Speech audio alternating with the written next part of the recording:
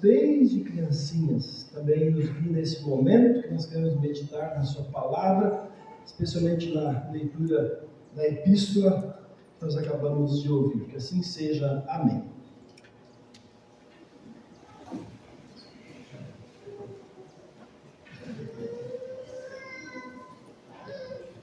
O apóstolo Paulo diz no nosso texto o seguinte: falamos porque cremos. Mas falamos o quê? O que a gente crê? No que nós cremos? No grupo de servas e leigos nós estudamos todo o credo apostólico. A palavra credo já diz, o que eu creio. Ali é um resumo do que a gente crê. E a gente, acho que uns mais, outros menos, a gente costuma falar sobre muitas coisas.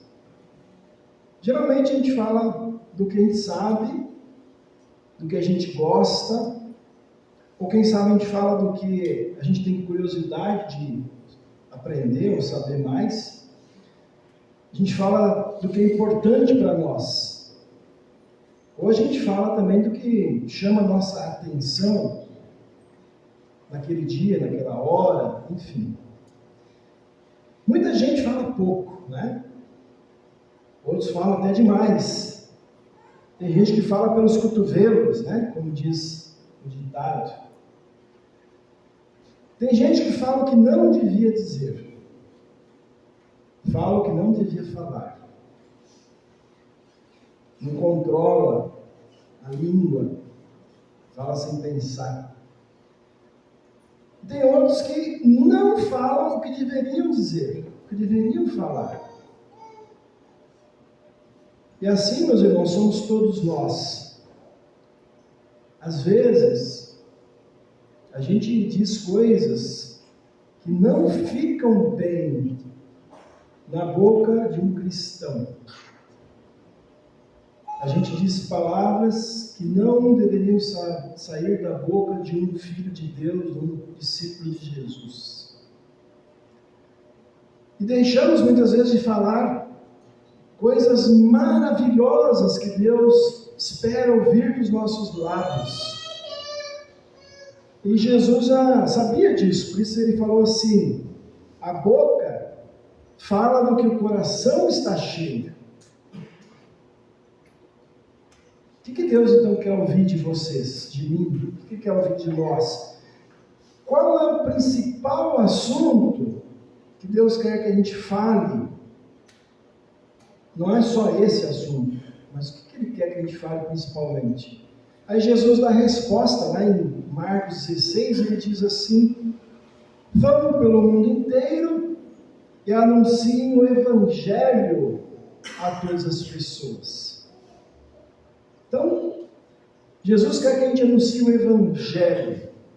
Evangelho, essa palavra Evangelho, quer dizer boa notícia.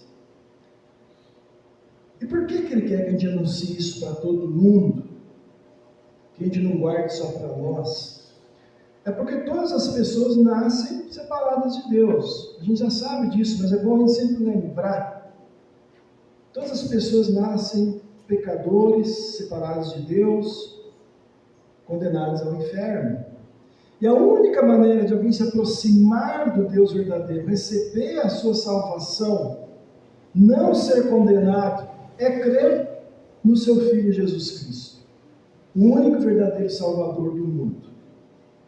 Agora, como é que alguém crê? A gente já falou disso outras vezes, mas vamos lembrar.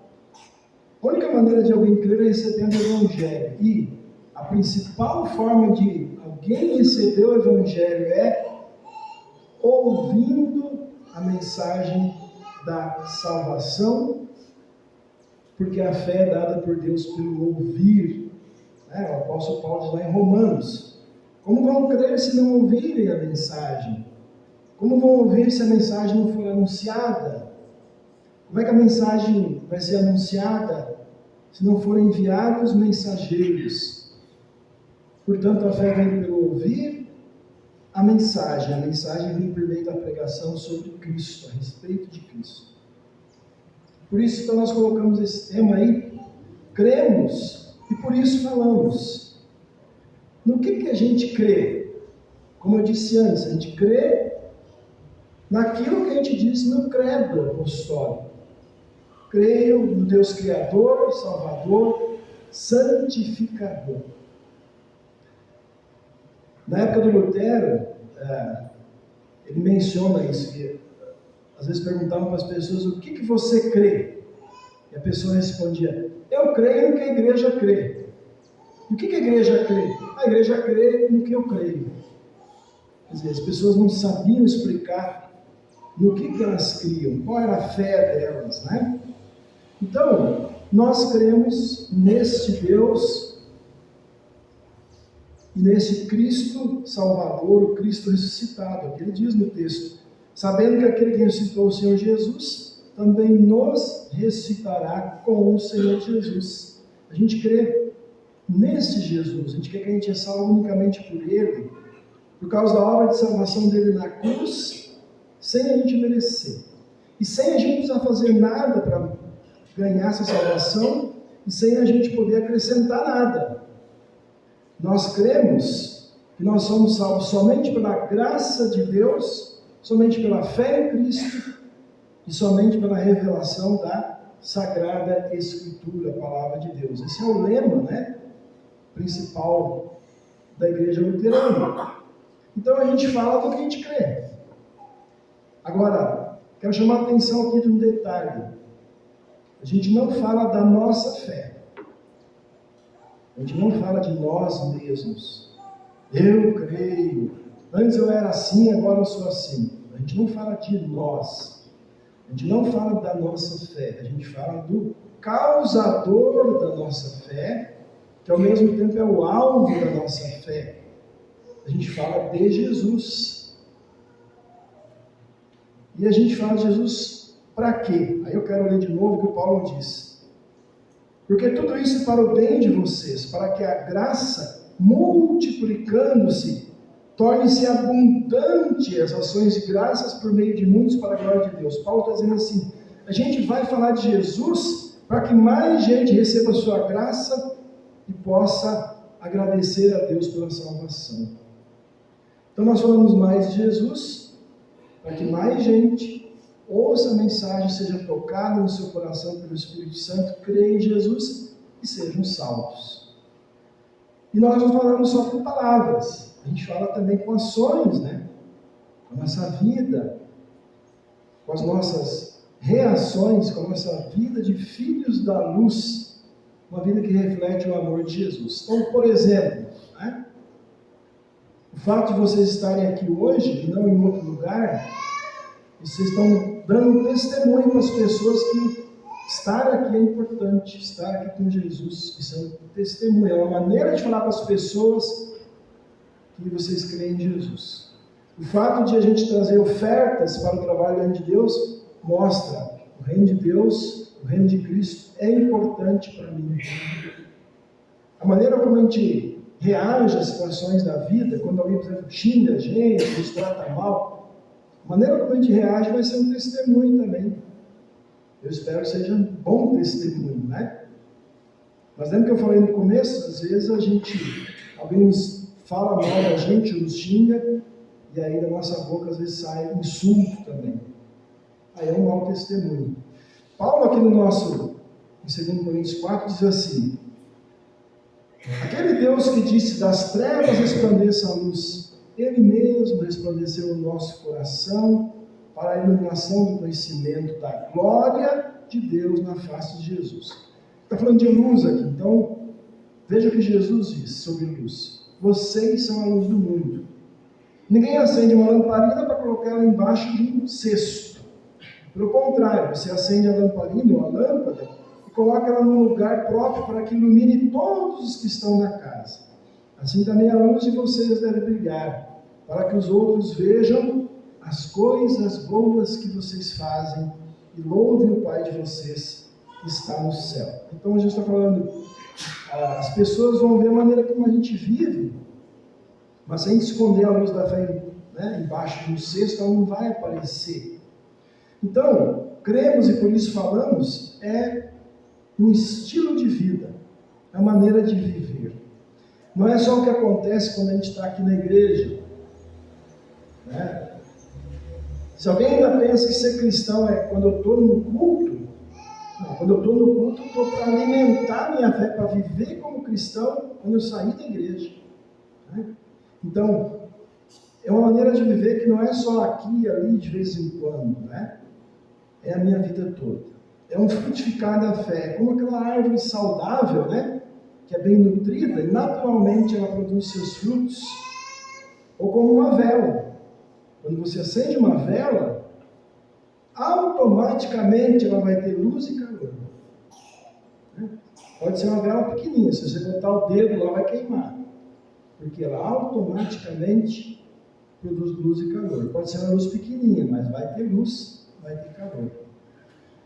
E aí, alguém disse assim uma vez: se você fosse preso com a acusação de você está preso porque você é cristão,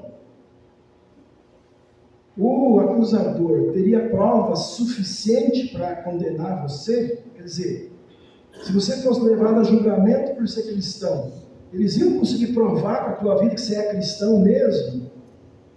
Eles iam mostrar com a tua maneira de viver, sem dúvida nenhuma, que você é de Jesus, que você é de Cristo? Todo mundo lá no tribunal ia estar convencido de que você é cristão? É uma pergunta que a gente tem que se fazer, né? Nós cremos e por isso nós falamos. Nós falamos do que está no nosso coração. Veja, falar da boca para fora qualquer um pode. Tem gente que fala de Deus muito. Falar não é tão difícil, né?